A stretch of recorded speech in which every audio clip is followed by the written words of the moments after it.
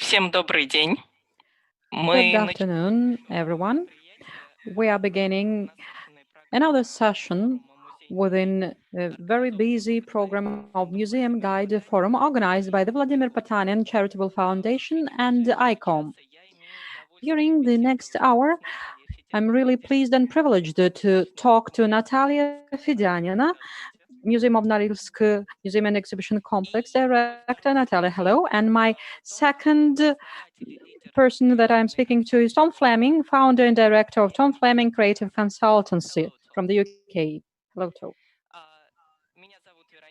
My name is Veronica Misutina, and I represent Moscow Skolkovo Business School. And I will take a minute of your attention to say something technical. You can watch us on the Vladimir Potanin website, foundation website, on Facebook and YouTube.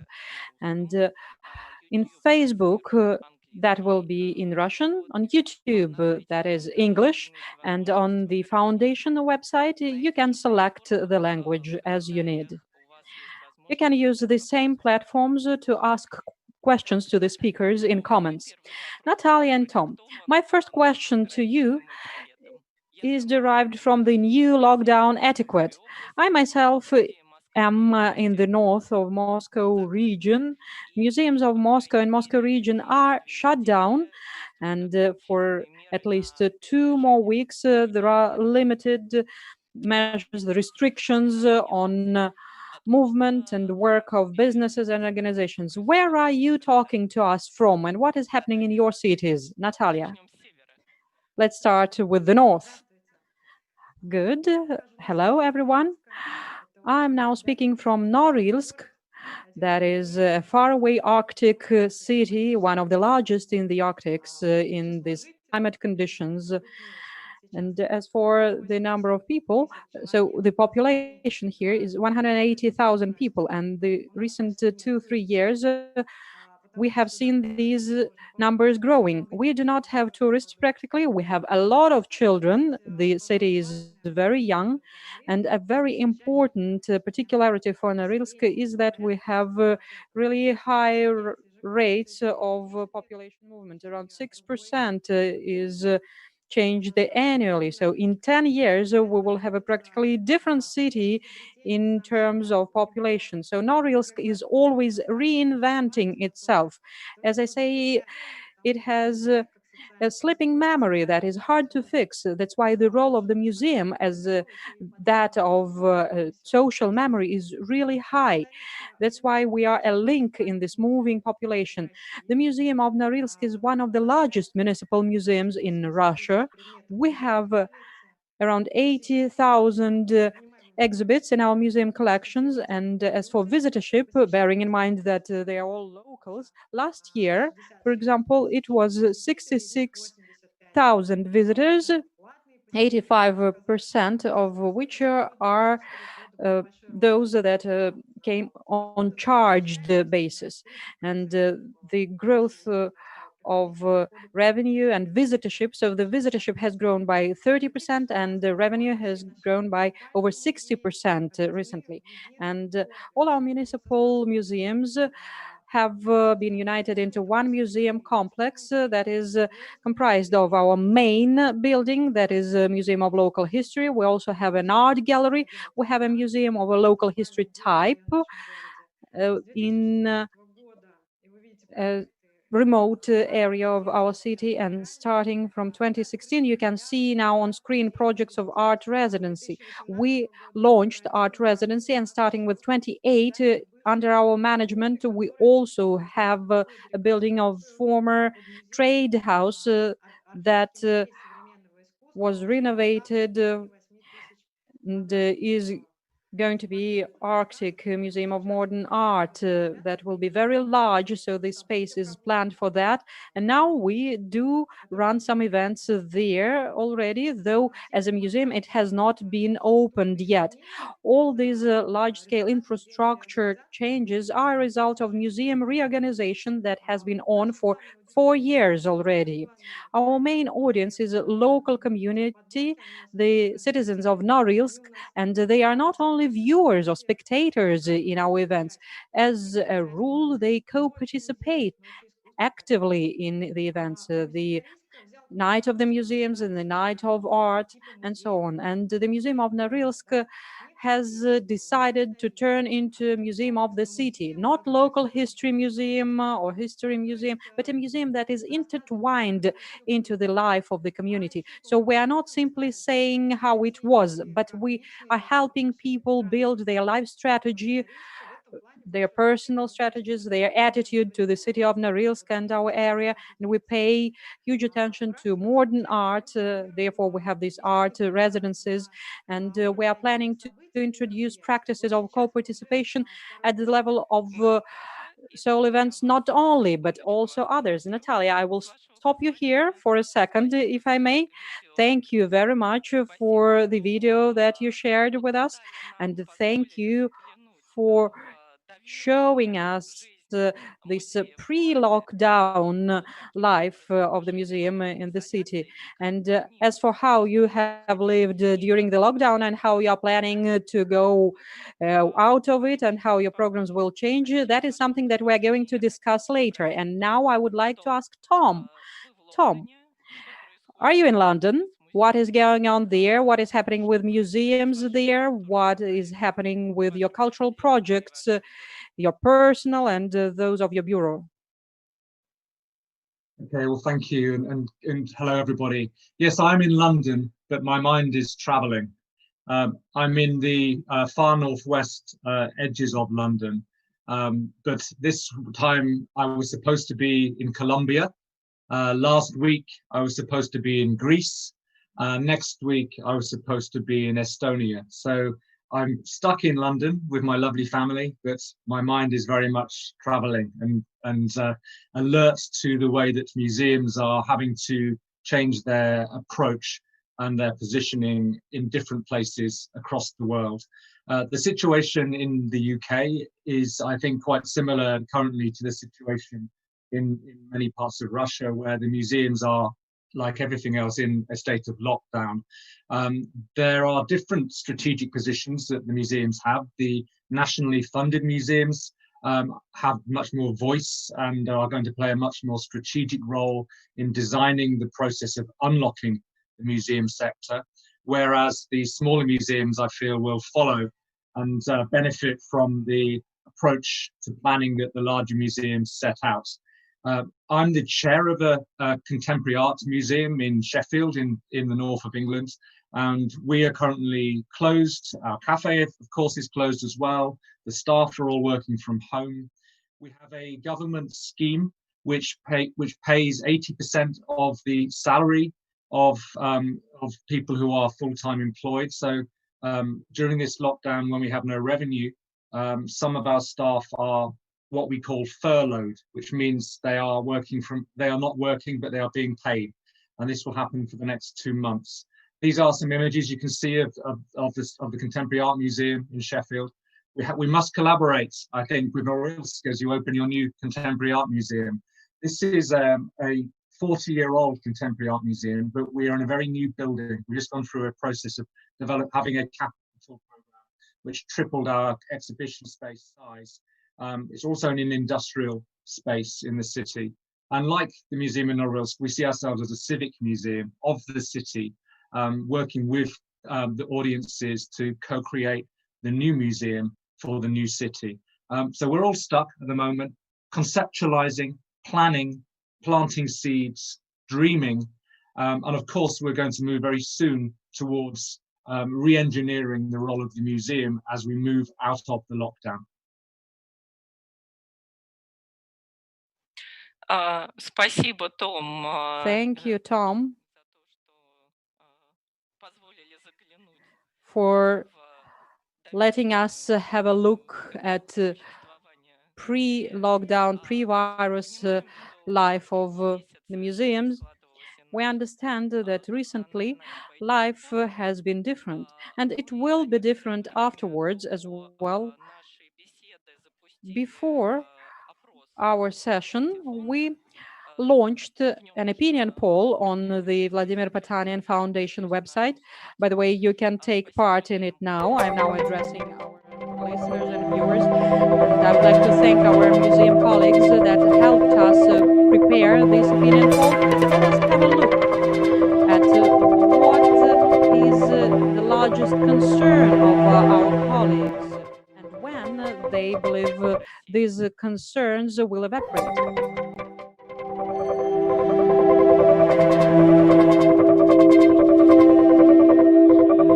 So, our audience is quite optimistic. The prospects of the current projects are a concern, but there is a smaller number of people who are concerned about the survival of their organization and about the dangers of the virus. The next slide is about the expectations to getting back to the normal.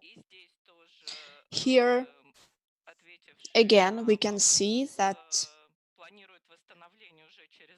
many people plan to restore their activities in the next 2 or 3 months or up to the end of the year. Yesterday, during the Inter-Museum Forum, the opinions of heads of international museums were very diverse. Educational institutions with which I am working, some American universities, Cambridge in the Great Britain, are still planning to have the biggest part of next year courses online. Natalia, are you an optimist? How do you think? Will everything be restored quickly and there will be no danger? You started speaking about a 2-year program and then I interrupted you. Are you going to continue this program? Natalia, can you please turn on your mic?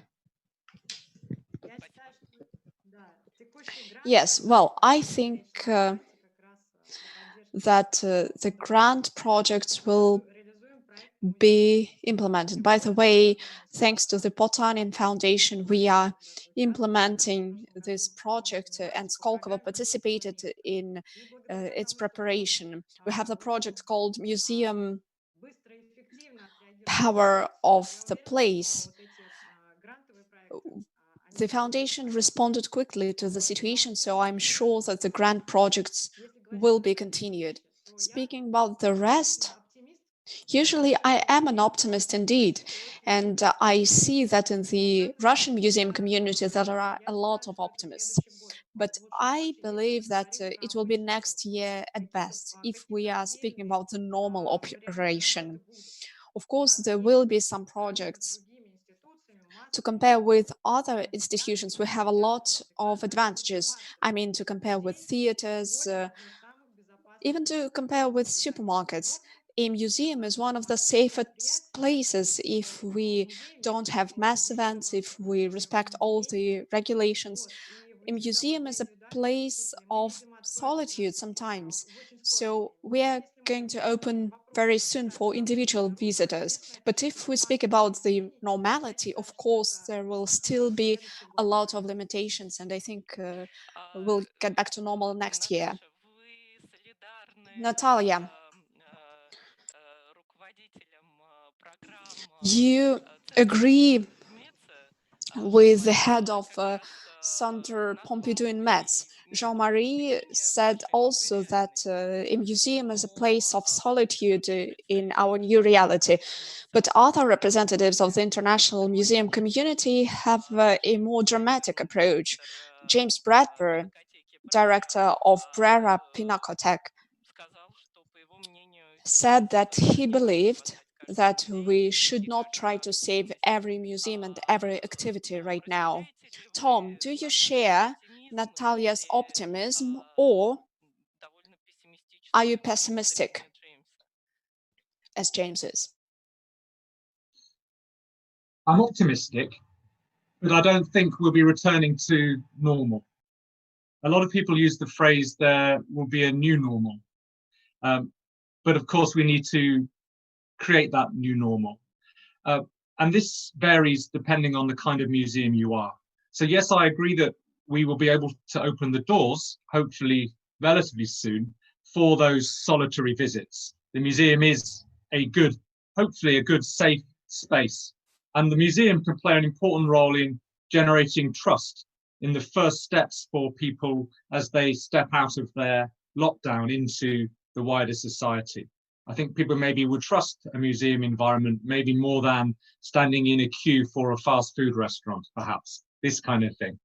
But I feel that the crisis requires us to change the entire dynamic and role of museums, particularly museums that are dependent on revenue or income, because they need the crowds. They need the crowds for their cafes, for their shops, for their hiring their spaces to corporate clients, those kinds of things. So that's going to create a big disruption to their business model. But of course, also museums are innovating in terms of the use of digital.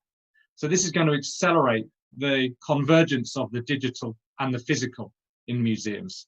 And they'll be reaching out much more, as they are now with their doors closed, through digital platforms, engaging audiences in new ways.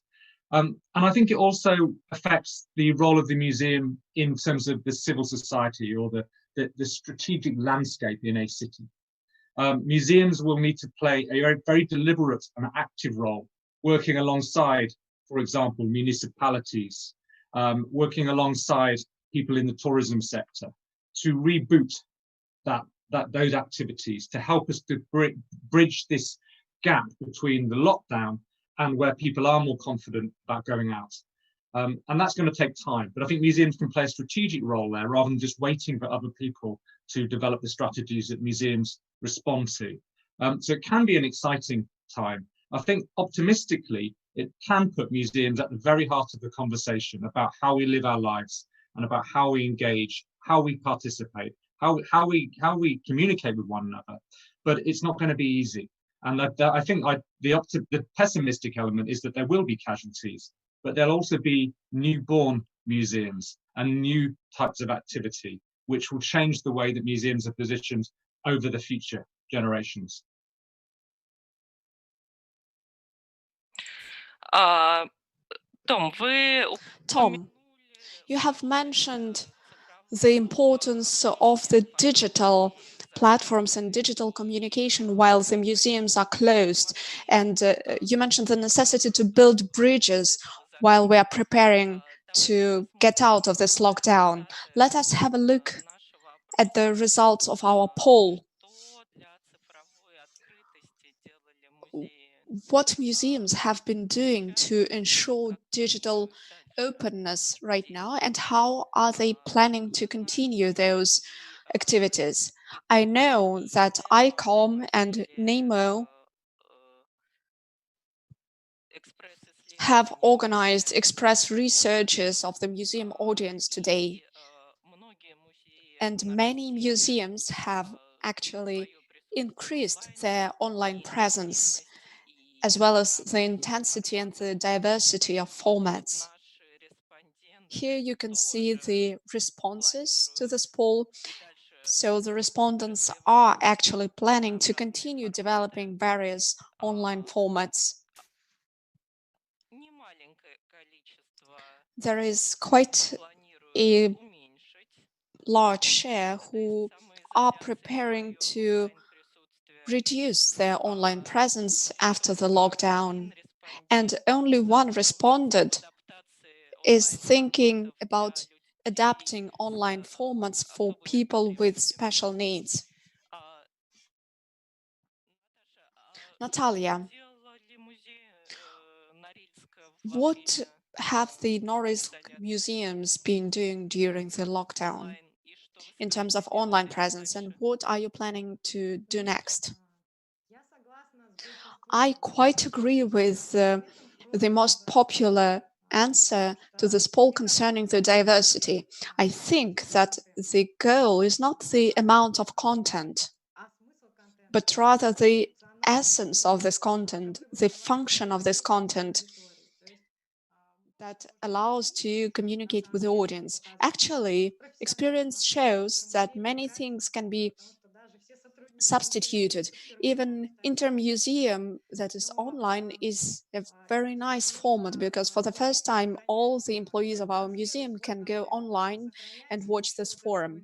But it's important not just to create content, but also to continue communicating in the same way with your audience, and also take the function of socialization.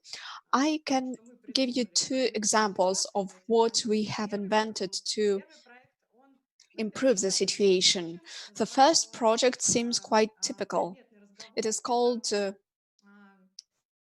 Structured Conversation. It is a video tour of the museum collections on YouTube, but they were made as a series of mini videos, and every video creates a bridge for the next video. We also organized questionnaires to our audience, trying to preserve their attention throughout this series of videos. And another example required more resources, so I'm going to show you some pictures. It's about socialization. You can see the first photo. The project is called Museum and its Team. We believe that children is the part of audience that suffered the most, because they need communication with their peers more than everyone. And the goal was to create teams to ensure communications, to make people meet each other in the lockdown conditions. We have several teams. There are teams of discoveries, and we send them to a expedition 100 years ago. We also have another team of natural scientists, children scientists, I mean, who are studying nature in lockdown. And so children were able to team up to have briefings about what they will take to an expedition and so on. We used not just texts or images, but also videos and audio records. The most important thing in this project is that you cannot go through this itinerary alone, and children had to work in teams so that the project could work. And they spent 5 days together, and even in lockdown, they could make new friends and communicate with each other. We used WhatsApp because that's the easiest platform, and the experience was quite nice. I'm going to speak later about the museum night that we conducted online, but we have some other projects in the pipeline as well. Are you going to preserve these formats? Yes. Actually, we also had some summer camps dedicated to particular museum-related subjects. People liked those camps very much, and they were also very profitable for us. All these WhatsApp formats are for free, and as well as online formats. And this summer, we are going to continue using these online formats for our traditional camps, and it will still be free of charge for the participants. Thank you. Many our colleagues from the museums have mentioned an increase in the attendance of their website. So over the last few months, museums have been communicating more via social media as well, and the technical solutions employed are very interesting. They are not just using images, but also using quadrocopters, robots that can go to the exhibition instead of you, and you can just follow that online. Recently, I watched some statistics regarding the increase of online traffic in the whole world. Cultural and educational institutions witnessed a significant increase of their audience by more than 100%. But if we take gamers, their traffic increased by several thousands of percents. Tom, does it mean that even in online format, the competition for the attention of the audience is not very good for the museums, and there are those who win over us? I think that museums in physical space as well as digital space are competing for the main resource that we all have, which is time and attention. And that competition is hard enough in physical space, but there is a level that the museum is an anchor point, particularly in a city landscape. So they may have incidental audiences who are walking past the museum who come in, or they can actively bring audiences into the museum through schools programs or being part of a tourism program. So the control of that footfall or that audience is much harder to achieve digitally, and the noise that museums are sitting amidst is much more pronounced in a digital space. So if we take the lockdown, the huge growth in people who are subscribing to high-end television, in Netflix's, Amazon's, these kinds of things, that is absorbing a huge amount of audience, a huge amount of time, a huge amount of attention. In museums, which are not always digitally native, they haven't always been broadcasting and streaming, they of course struggle to compete for the attention of audiences because they're competing with those resource-intensive platforms. Some have, and those that are most successful have been digital for longer. The larger museums, of course, have digital teams. They've always been broadcasting and streaming, really pushing their social media. A lot of their content has been online in different ways, beautifully curated for a long time. But I think for the small and medium-sized organizations, they're having to sprint when they've been sitting down, and that is very difficult for them.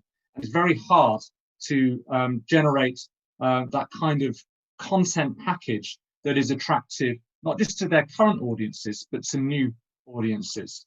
The simple things that museums have been doing, like digitalizing their archives, that's fine. And I would suggest that's probably what museums should have been doing anyway, because it creates that extra footprint. Some of them have been imaginatively digitalizing different elements of their collections with a curatorial spirit, helping to signpost and linking it to themes, linking it to things like education curricula. That is stickier, that is more attractive. Some have been looking at how they can generate traffic through staging new types of conversation. So museums have been staging podcasts, for example, around certain topics, certain areas. But the most interesting, and I think the ones that are starting to break through the noise in this kind of this war for attention with the audience, are those that are collaborating with people who already are at the heart of the conversation. So museums that are working with games companies or gamers, for example, museums seeing themselves as a convening platform for games competitions, for example. That's really interesting. I've seen situations where museums have been commissioning things like having virtual tours of the city during lockdown. So they're opening up the doors of their physical space and exploring the wider city and giving people a glimpse of places that they perhaps miss, that they haven't been connected to. So that's museum bringing new content to the fore that people are pining for, that they're yearning for. And then another example finally is around education. So the schools are closed in many countries. The schools are struggling to find meaningful ways to engage their young people who are being taught at home by parents who are also trying to work from home. So if museums can create packages of learning tools, of content that is helpful to the young person being schooled at home, in turn that generates a bridge for new audiences to come back to the museum, both physically and digitally, after the lockdown has eased. I think that's a brilliant audience development strategy, as well as a civic duty for museums.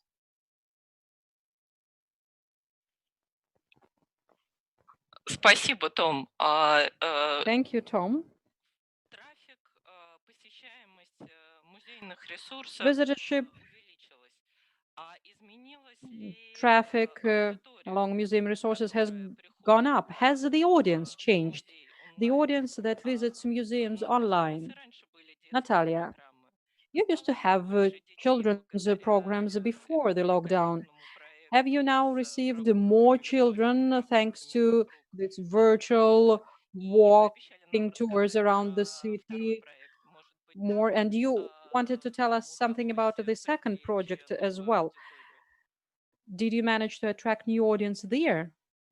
Да, что касается вот проекта про музей его команда детского Yes, веб-сайта, as да, for the project то на самом деле мы museum это оцениваем and its team, the статистику, children's которую project in называем, WhatsApp, когда мы говорим про the работу детей, statistics потому что это в is разных not so good дети in заняты в online when we школах, talk about работают children, они because children have to этими study ресурсами, at именно schools remotely now. занятиями, So we cannot скажем, и use these использовать они там resources to reach out for сложные children форматы. as much Но as we то, что касается, could for adults. вчера вот музей Москвы приводили их For статистику, я сейчас example, хочу про наш музей рассказать, yesterday да. the Museum of Moscow drove their statistics, and I would like to say Развитие something about города у нас the порядка night of the 1000 museum and человек, compare, because annually we have around приходят на 1,500 музейную площадку. people that А в этом году really мы visit провели our locations during the экспериментовую museum акцию, of попытались the night of посчитать the museum. And this количество year, посещений. when we А, arranged it remotely, we started to try Давайте я, to конечно, сначала про нее больше count it. рассказать. А, I would Сначала like to давайте, first ну давайте say тогда расскажу a про couple of какую more провели, words about потому что statistics. я считаю, Or, что okay, I will say если how we did it. сегодня So I мы believe сосредоточимся that на норильском we сообществе, для того, focused чтобы more оценить on эту идею, Norilsk надо community. больше понимать про Норильск. Хотя And участвовали, to конечно, assess this idea, фактически you have to очень люди. understand Я могу more about сказать, цифру Norilsk. 1500 в реале всегда Though было. В этом году больше 49 more тысяч viewers there were просмотров мы from насчитали other на cities as территории well. площадки. So Это this year we порядка had 50 over человек. И 49,000вот, views значит, all around our у platforms, многих городов as сейчас compared по-другому. to И в в 1,500, I will истории repeat, that we пандемии had last мы year до physically. истории пандемии мы As for были очень the разные. lockdown, before that, Мы в we итоге, used to be размышляя об very этом, different. построили свою ночь музея And we по based этому our проекту night of the Норильска, museum как мы стали on this похожи всеми assumption городами на of планете. how Называется она we, «История all the закрытого cities on the города». planet, История закрытого города. has come closer and Интернет это become официальный сайт музея. similar. So У we этого called it проекта две 100 части. years of Есть isolation. сайт, это And this замысловой is a веб-сайт, website это that цифровой we arranged изоляции. for that. Называется она «Норильчане на So самоизоляции». we И можно открыть arranged ссылочку. Это сборка the digital collection that is called Norilsk Citizens in Lockdown. And here there are different works and quotes of people during the pandemic. And mainly that was gathered from digital diaries because that is, I can say, the main document that we have today. So here are examples of Norilsk blogs, and further on, some people sent us their video interviews showcasing their opinions on the situation. And this digital collection is not closed. We can learn Norilsk stories from it and are ready to continue these chronicles of 100 years of isolation. As for what this collection shows us, it shows that the shut down Norilsk is not in any way different from other cities. We are all similar today. And when we had a look at history, and we all know that, and that is what I started with, all the cities and towns are different and they have different hopes. And actually, this 100 years of isolation was also a suggestion to have a look at the beginning of the city, how it was started, and how pioneers managed to survive in the conditions of total autonomy, because that was virgin tundra with nothing to actually survive on. And we gathered diaries and different other writings of pioneers, and they were read out by Norilsk citizens. And you need to know those people, those pioneers, to feel this from the inside. And I believe that that is our opportunity. History has shown us that there are even worse situations. So we do not have to show how we live now only, but we also need to show history to see that it is nothing as compared to the problems that Norilsk experienced. Natalia, thank you very much to really great and striking projects. We have touched upon a question of danger, of leaving and going out to this from this lockdown.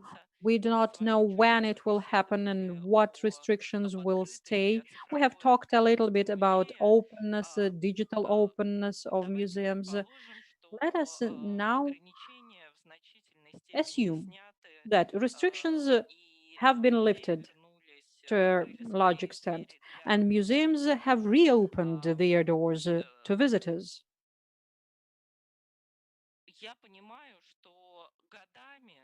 I understand that for many years, you colleagues have developed interactive formats of the exhibitions, the displays, communication with your visitors. You have developed education formats.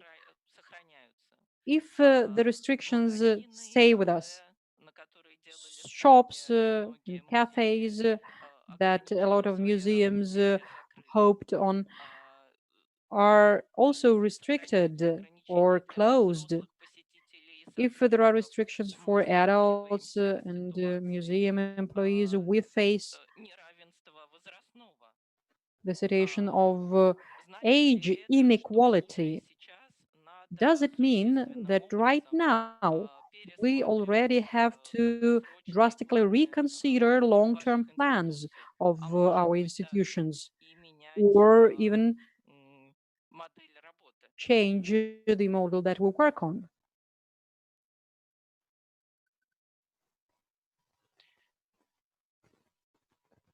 Tom, how seriously the plans of museum institutions that you work with are adjusted? I think that we absolutely need to re-engineer our approach towards every element of the museum. And I would hope that most museums are always in a process of re-engineering their approach, regardless of this crisis, because they will have to keep moving to stay relevant. And that's a key condition of openness, because cultures change, populations change, cities change, and issues change. And the museum should not be just responding to that. They should also be actively embracing, engaging, and critiquing those processes of change. So when it comes to models for museums going forward, they absolutely need to be re-engineering their approach so they can be as inclusive as possible. They should be re-engineering their approach so they can be as relevant as possible in terms of reimagining the future. So even museums of history, even museums that are focused on our past, will need to be more future-facing if they are to retain their relevance. And that means, yes, it's around how you redesign the building so that you can enable safe distancing and mobility around the spaces. It needs to rebalance in terms of the digital and the physical, which we've talked about as well. It also, I think, requires museums to convene conversations about who we are as a people or as a society, and to have that role as a safe space for dialogue and interaction going forward. Because if museums don't have that social contract with different communities, then the communities won't engage. And this lockdown, certainly if it goes on for longer, is going to create a kind of fraying of the fabric of that holds together different parts of society. And museums need to, I think, as part of their civic role, ensure that that fraying doesn't actually cause breaking away of different parts of society, such as you mentioned, old people who perhaps would lose the confidence to come to engage with a museum, or digital natives who will be who are much more now habituated to the online world and will be accessing experiences, immersive experiences through virtual reality and augmented reality that museums often will struggle to replicate. But also around global issues, so thinking about environmental sustainability and climate crisis, around poverty and inequality, around re-engineering our cities in a context of significant change. All these things, museums need to be at the heart of the conversation, playing a convening role as a platform for collaborative thinking that can re-engineer not just the museum, but the society itself. If museums aren't in that conversation, helping to facilitate it as a safe, neutral, open platform, then they will become squeezed to the margins, and they will in turn lose their relevance, and they will structurally erode. So the opportunity is to be at the heart of the conversation. The risk is that museums will struggle to find the light to be able to be there, and those museums, I'm afraid, will struggle to sustain their existence. It's that serious at the moment.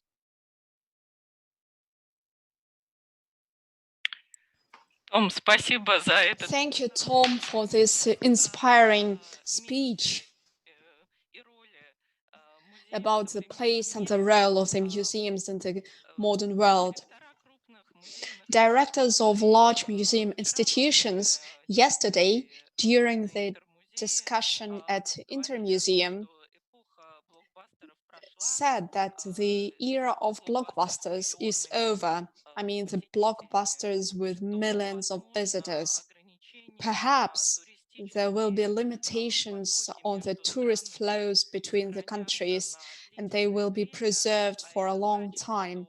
And that means that big museums in the cities that are integrated into the international tourism will have to rethink and adjust their audiences, and they will have to pay attention to the local community more.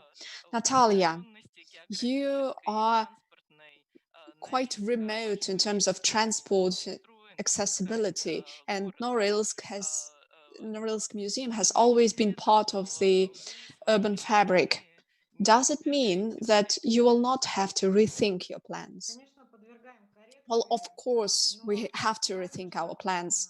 много сейчас соответствует тому, как мы But жили раньше, indeed, мы пытаемся это there are many things for us that remained as before.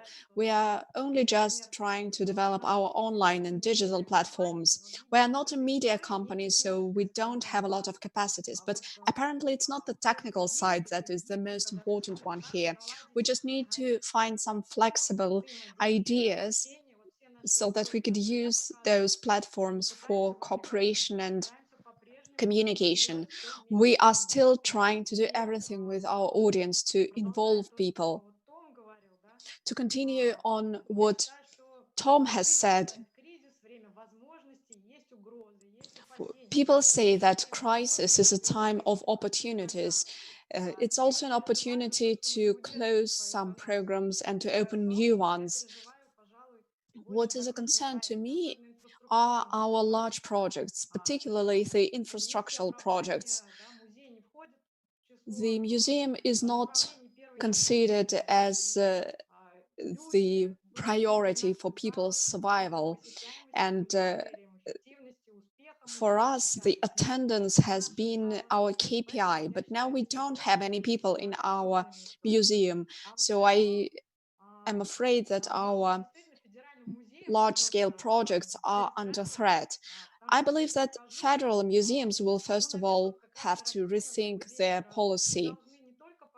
As for the town and city museums, we have to show our collections, we have to show ourselves, but in addition to that, we have to show how people of our city live and what are their concerns. Today, everyone has a lot of anxiety, emotions, and even aggression, and we have to show what is happening, but at the same time we have to give people hope, to show them some optimistic scenarios through some common activities. For example, we are trying to do this online, and we are going to build on that in future, and we are going to take the best online formats in future as well. I think that our professional communication should actually remain online since it is very efficient. And there is also a transitional period, and in this period we could try to elaborate some new tools. For example, in the real space, it will take us time to adapt to the situation. So maybe the museum should go to the city more, not to remain in its walls. 3 days ago, we announced a project that is supported by Nornickel grant. And this project is about landscaping and improving a surface of 1,000 square meters, and it will be an urban space on top of a hill in the city, and we are planning to organize some big event with some social distancing preserved because the space is quite large. And another project is that we can actually split a big event into several smaller ones. Take the Night of Arts. It takes place in autumn in the Russian cities and towns. And this huge arts night could be transformed into smaller events, smaller art nights. One event can be a lecture or a small conference. I believe that we just need to find some solutions, because for a while we will still live in this situation. I'm just concerned about the biggest projects, in particular the infrastructure ones. Thank you, Natalia, for having shared your plans. I hope quite sincerely that in September I will be able to fly to Norilsk from Moscow and take part in the opening of this new space that you have described. I now suggest that we have a look at the polls result regarding the adjustment of short-term plans and strategic models.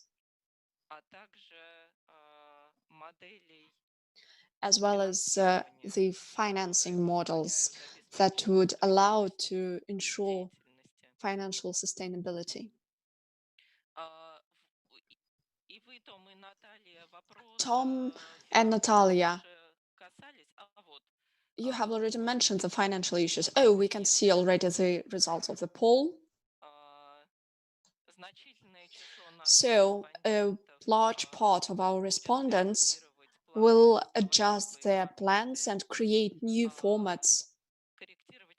They are going to rearrange tasks within their teams, and quite a significant part of the respondents are going to significantly review their activities. So how these new formats will be funded, that's the next poll question. Can we see the next slide?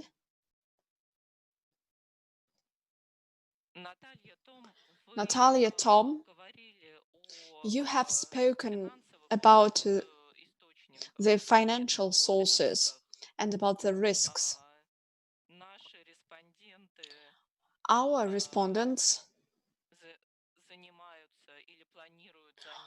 are planning to adjust or are already adjusting their current relations with the grant providers and with the sponsors as well as with donors. Everyone wants to increase fundraising, and there is quite a large share of respondents who are planning to participate in anti-crisis programs. We know that ICOM has addressed the governments of countries asking to support cultural institutions. Some measures have already been announced and taken, in particular in Russia. They include additional tax breaks for the cultural institutions, for philanthropists as well. And indeed, we are now observing some new anti-crisis programs on behalf of foundations and charities. The Vladimir Potanin Foundation is, by the way, one of active grant providers focused on special anti-crisis programs. Tom, what else do you observe? What are the other measures of support? Okay. Well, of course, it varies. What can be used by our cultural institutions? Well, I think what we're seeing is a real range of responses. On the one hand, we're seeing some tactics. On the other hand, we're seeing some strategy. I think in most places, though, it's still tactics, and it's about rescue even before recovery. And it's certainly not yet about reframing. Ideally, it's about all of those things at the same time, but of course, crises are never very well prepared for. And the cultural sector is, like other sectors, rather caught in the mix of the crisis and now desperately trying to rescue its assets. Different governments have put out different programs. If I just take the UK example, just because it's easier to explain, I think, the arts councils of the UK, which are the main funders of the main providers of central government funding to museums broadly, they set out a rescue package for the cultural sector, particularly for their nationally funded organisations, irregularly funded organisations. However, museums have not been able to access that funding because, as much as other sectors, because there are other sectors in greater need, frankly. So theatres, which require, are very much about the opposite of social distancing, and need revenue through their tickets. They are in the front of the queue when it comes to government rescue packages. And I think that's the case all over the world. Museums are further behind because they have different business models. A second consideration here, though, beyond rescue, is around recovery and reframing. And very few governments have really focused on this yet. The German government has, the Dutch government, and we've been working in Norway with the Arts Council of Norway, and they have collapsed together their approach from rescue to reframing. And they're asking big questions about the value of culture in society, for civil society, for cohesion, for the economy. And there's new funding, significant new funding, additional funding has been committed to culture as part of the rebuilding of society, but also the reframing of the role of culture in society. I think that's more exciting. In the UK, it hasn't got to that point, and I know we'll have to fight very hard to get governments to invest in culture as a key part of the rebuilding process for society as a whole, with new business models, new approaches to investment, anchoring civil society through cultural institutions like museums. But also, it's not just about funding from governments. Funding from governments can play an important role in enabling cultural institutions like museums to generate different types of income through other sources. So it would be good to see more, for example, of public investment that builds capacity for museums to build partnerships with the private sector, particularly in cities where there is an active private sector that could be investing in certain areas of the cultural sphere. There is also an opportunity to build stronger links with universities. Universities have their own income generating channels. They are often quite significant corporations, universities. So museums working in partnership with universities could also generate more sustainable approaches to business development or sustainable development more generally. There's also building an understanding around how to crowd fund and how to campaign for funding within the museum sector. And there are still skills gaps and challenges there. Of course, it's going to be harder because people are going to be poorer. It's going to be harder to generate that kind of flexible income stream. But I think governments have a direct investment role, but they also have an indirect role of building capacity and skills and confidence within the museum sector, so the museum sector is better able to generate revenue and investment on its own terms. And finally, I think we need to be more impact facing, and I touched on this earlier on. So looking at environmental crisis, looking at things like smart cities, thinking about intergenerational dialogue, and of course about health and well-being, because this crisis obviously is having a devastating impact on the physical health of many people, but even more pronounced in terms of numbers is the mental health of people.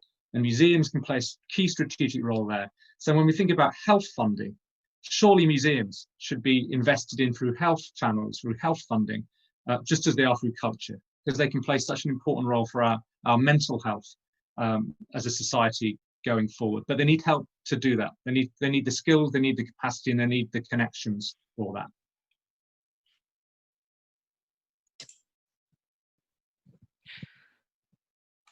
Том, мне кажется, вы сейчас дали I прекрасный believe you have just given us a brilliant argument to work with the following speculation, so to say, about the need to support museums. There is a trendy theory of effective altruism that tells the donors to assess in their donation the maximum positive effect of their donation. And one of the proponents or champions of this approach, an Australian philosopher, Peter Zinker, in his famous book, says that in situations of health issues or poverty or some unaddressed matters of basic rights, it is non-cultural institutions that first and foremost have to be the object of charity. But your idea that it is the museums that play role in mental and physical well-being of people, of citizens, and the community is a brilliant response to that idea, I think. Thank you. Natalia, what argument would you use as a response to this statement, to this idea? Why do you think it should be cultural institutions, your museums, that donors need to support and help in the current crisis conditions? Я думаю, что я бы вообще ставила вопрос по-другому, да. I Я would считаю, pose что в this этих question differently. обстоятельствах I кризиса believe that in this crisis должны conditions, помогать не first of музеям, all, а музеи должны it is помогать not the museums that нашим гражданам. То есть should это be надо helped, but it is the museums обоим. that should Потому help что мы, в отличие от citizens, европейских society, музеев, community, мы не because чувствуем unlike European катастрофы, museums, ну, в смысле, we мы не do считаем, что мы not на грани выживания. То есть feel я думаю, что этот disaster, вопрос so to say. So именно we стоит do not вслух feel on the взять, brink of понимая, что наши доходы survival. сократятся, и Yes, that is a постепенно hard вернемся period, к and I 50, understand да, that 50 our до нуля. revenue will shrink Но мы будем создавать, for some конечно, period even to zero, like создаются и during these 2 months. грантовые проекты, We денег, will которые not нам create позволяют commercially продолжить effective products, реализовывать but эти we крупные have истории, grants продолжать их. and we И have вот мы some готовы вот products такую that линию как бы наших доходов, но развернуть все это help us рассчитано на stay потребителей. visible. Вот у нас But what we need to do бесплатные now is туристические to invest откры all our effort and поддерживают time and проекты, resources музеи to гранты support тоже people. писать. And Я вот donors повторяю еще will раз, у нас go есть on крупные supporting инфраструктурные us. And проекты, I will такие reiterate как that we have large Центр артистического infrastructure музея projects, современного and искусства. they are now going Многолетняя to работа, the background которая уже more. For завершилась example, успешно, Museum поэтому of нам нужно Arctic будет Contemporary инвестиций. Art. И вот это сейчас Well, it needs more непростая время, investment. да, так как Yes, it действительно is нет suffering now. I вот do not нового know музея yet государственного, how потому to что это find практически не good силами только частных arguments, but музеев. generally У них speaking, сложная ситуация. А museums, мы both будем помогать public своему and сообществу всячески в этом. municipal and governmental, yes, they are suffering, but we will help the community as much as we can. Thank you very much. I am surprised to see that an hour allocated for our session has already passed. We have several questions, and I know that Natalia and Tom agreed to stay later after the session to answer the questions and to record the answers. And this recording will be available on the Vladimir Potanin Foundation website. A lot of that has been said, and additional points will also be available on the materials posted on the website. As for myself, from my side, I would like to wish you, Natalia, and you, Tom, and your cultural projects, and all our viewers and listeners to take care, to keep open and sustainable. And Natalia and Tom, a couple of words from you, maybe?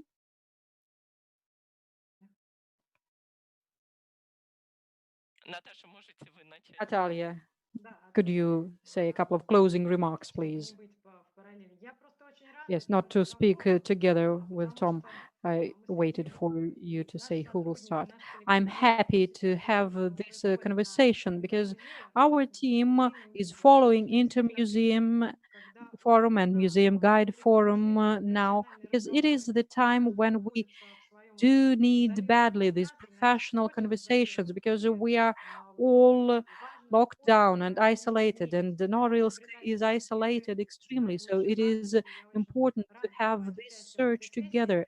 That's why рассказать о I'm Норильском really опыте, happy and который privileged to take так part in находится this далеко, session to что share мы the так experience of мы Norilsk with you. настолько сосредоточены на работе с We своим are сообществом, что, в so общем-то, far away and so музей focused on working with our важен, community и that шансы I очень believe that большие. the majority И я of рада, что мы viewers вместе have идем not visited и us. что мы So I'm happy двигаемся. to И так как share мы what we have музей, with который all в of you этой now. ситуации And like many other активизируется, да, museums, и не we все музеи are not стоят. sitting Их still достаточно много у нас, or которые еще decided that we двигаются. have died И out. спасибо большое за We are разговор. moving forward. So thank Я you рада very быть much. Thank you for this участницей. conversation, and I'm happy to have participated in it.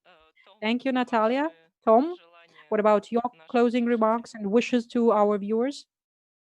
Okay, thank you. Well, first of all, I've really enjoyed the conversation, so thank you for having me in this platform.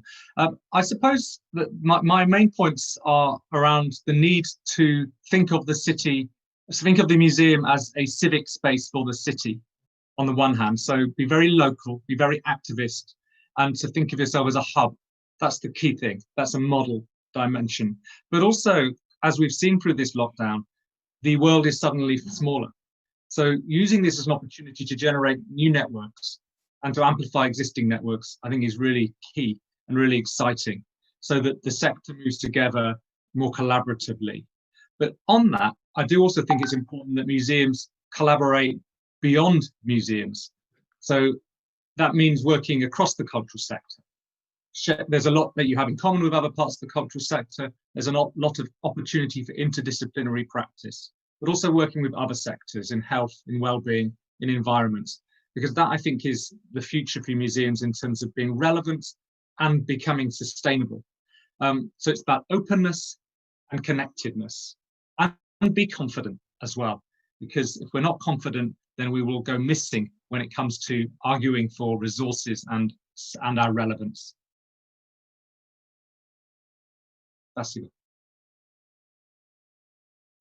Спасибо, принято. Всем здоровья и Thank you very much. Take care, all of you. Stay healthy, and thank you. Goodbye.